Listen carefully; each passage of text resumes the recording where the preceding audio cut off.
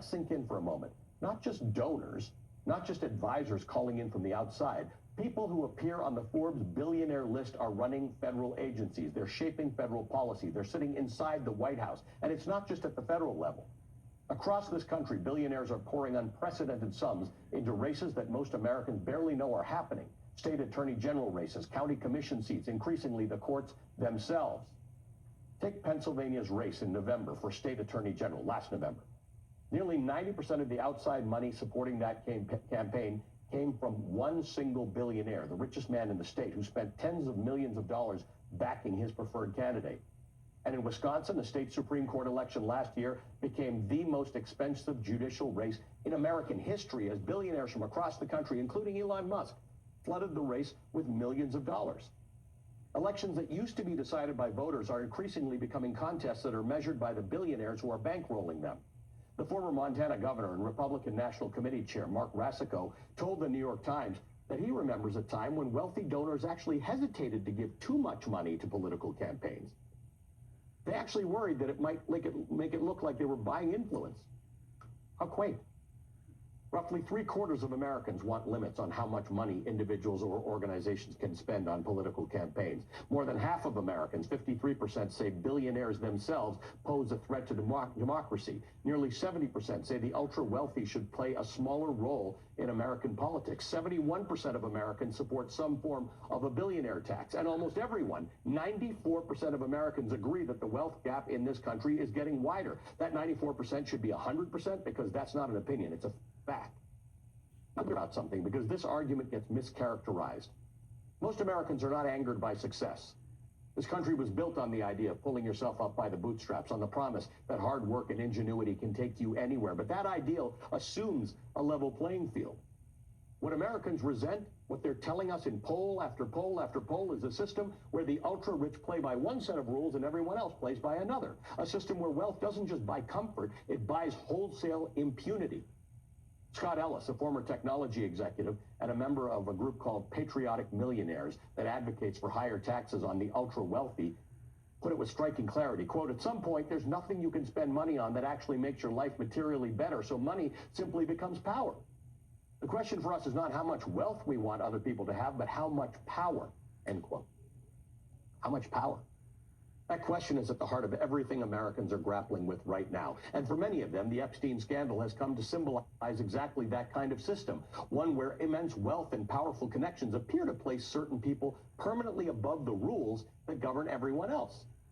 The scandal pulled back the curtain on what some lawmakers now call the Epstein class, a network of ultra-wealthy elites whose status has time and again appeared to insulate them from any consequences whatsoever. Or as Congressman Ro Khanna, a crusader for justice in the Epstein case, recently put it. Most people don't begrudge people who do well and build wealth, but they begrudge the fact that if they have a different set of rules, and they begrudge the fact that they can't have a secure economic future for their families. And I bring up the Epstein case for a reason. At last month's hearing on the Epstein case, the Attorney General Pam Bondi was asked a direct and specific question about the case and the investigation, and this is what she said. None of them asked Merrick Garland over the last 4 years one word about Jeffrey Epstein. How ironic is that? You know why? Because Donald Trump, the Dow right now is over.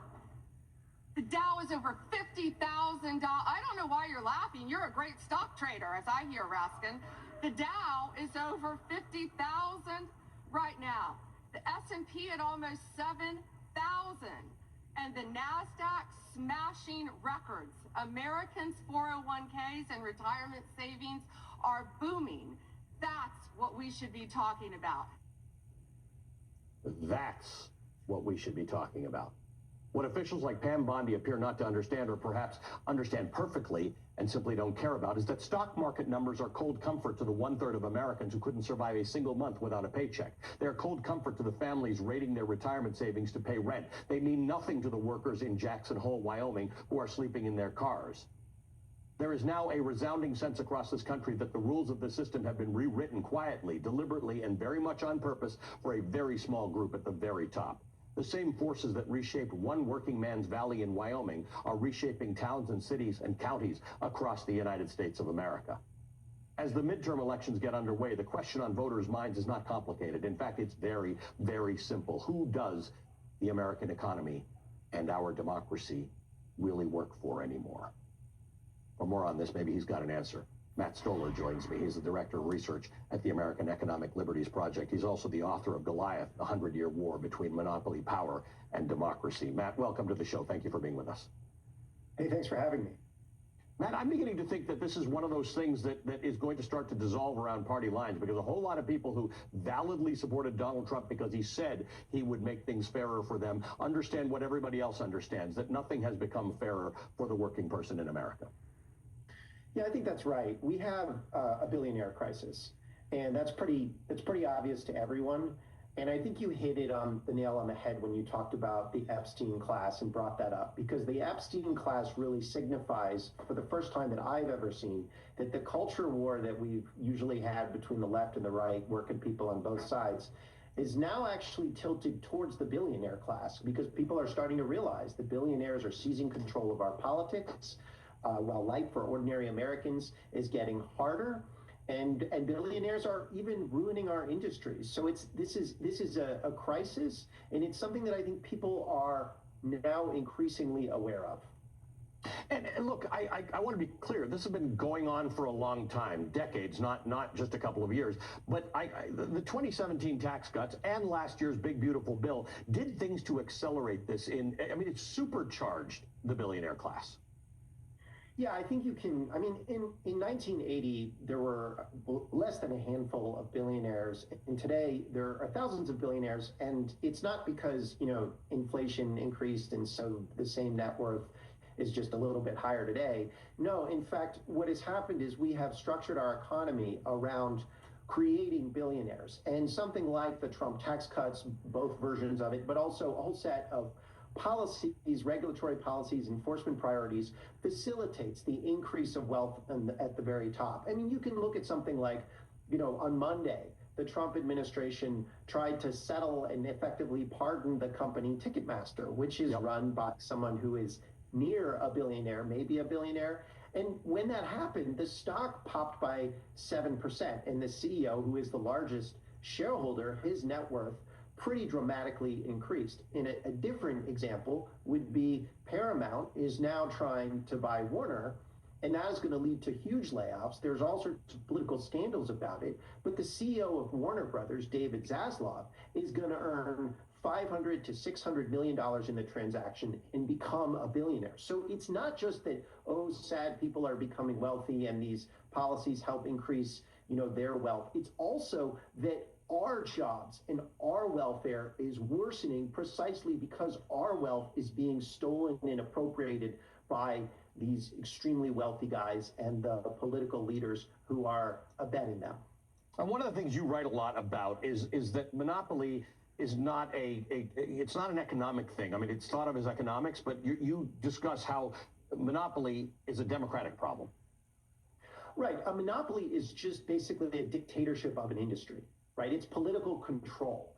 And it just happens to be in the economic sphere. But if you talk to somebody who works in any monopolized industries, and increasingly most of our industries are controlled by a small group by either one company or a small group of them. If you talk to people in that industry, they are scared of that dominant player. They won't talk about it because they are frightened. And that's not just a question of, their bank account shows a certain number of zeros or not. That is a function of their liberty. And look, poor people are afraid to speak out. But at this point, even wealthier people, if you're not super wealthy, even wealthier people are afraid to speak out because of the level of control in our economy, and everything from meat packing to entertainment to, row crops, wherever you look, it's dominant control. And so when you start to see more authoritarianism coming into politics, it's because people have gotten used to that authoritarianism in their daily life, in their way they work and who they sell to and who they buy from, and so on and so forth. Well, it's an important conversation because everybody's leaning into the conversation of affordability, but it's not a matter you solve unto itself. It is a policy issue that has to be discussed that will result in greater affordability or at least greater wealth for working and middle-class people. We'll have that discussion another time, Matt. Thank you as always. Matt Stoller is the Director of Research for the American Economic Liberties Project and the author of Goliath, the 100-Year War Between Monopoly Power and Democracy. All right, still ahead, my colleague Ayman Mohyeddin spoke in the last hour to the Iranian Foreign Minister Abbas Araghchi. Ayman asked about American strikes overnight, about the condemnation